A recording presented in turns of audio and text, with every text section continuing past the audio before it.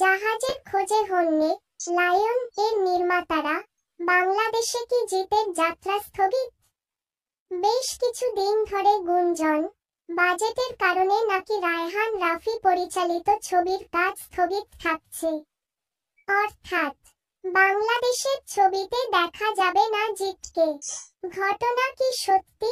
রায়হান রাফির পরিচালনায় ও পার বাংলায় পা রাখতে চলেছেন জিত। ছবির নাম লায়ন। দুই বাংলার যৌথ প্রযোজনায় ছবিটি তৈরি হবে। এই পার বাংলার প্রযোজক শ্যামসুন্দর দে। খবর ছড়ানো মাত্র উৎসবে মেতেছিলেন অভিনেতার অনুরাগীরা।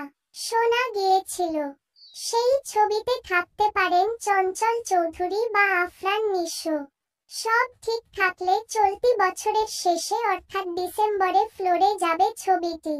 কিন্তু গত কিছুদিন ধরে নতুন গুঞ্জন সবকিছু নাকি ঠিক নেই।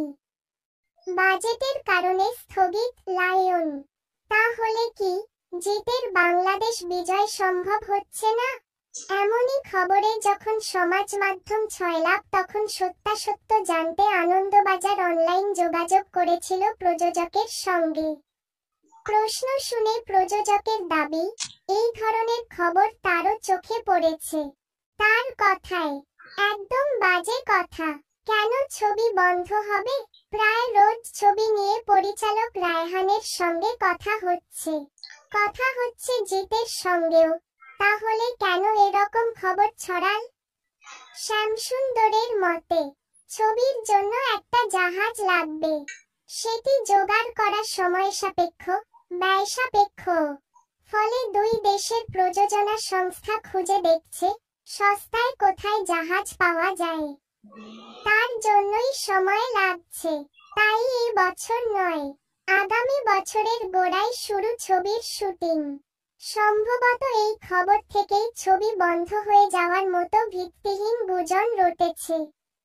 তিনি আরও জানিয়েছেন, ছবি বন্ধ হয়ে যাওয়ার পাশাপাশি আরও রটেছে ছবিতে নিশো থাকছেন না। এরও ভুল ব্যাখ্যা হয়েছে। প্রযোজক জানিয়েছেন, প্রথমে ঠিক ছিল আগামী ঈদে ছবি মুক্তি পাবে। সেই অনুযায়ী শুটিংয়ের যে সময় ঠিক করা হয়েছিল সেই সময় নিশোকে পাওয়া যাচ্ছিল না। কারণ তার ছবিও ঈদের মুক্তি পাচ্ছে। নিশো ইচ্ছুক নন বলে ছবিতে রাজি হননি এমন নয়, বরং অভিনয়ের তালিকায় যোগ হতে পারে আরও একটি নাম। তিনি শরীফুল রাজ। দুই বাংলার প্রযোজক এবং পরিচালক তিন অভিনেতাকে বেছেছেন চঞ্চল, নিশো, রাজ। যার দেওয়া সময়ের সঙ্গে শুটিংয়ের সময় মিলবে তাকে এই ছবিতে দেখা যাবে। তবে এখনো নায়িকা নির্বাচন হয়নি।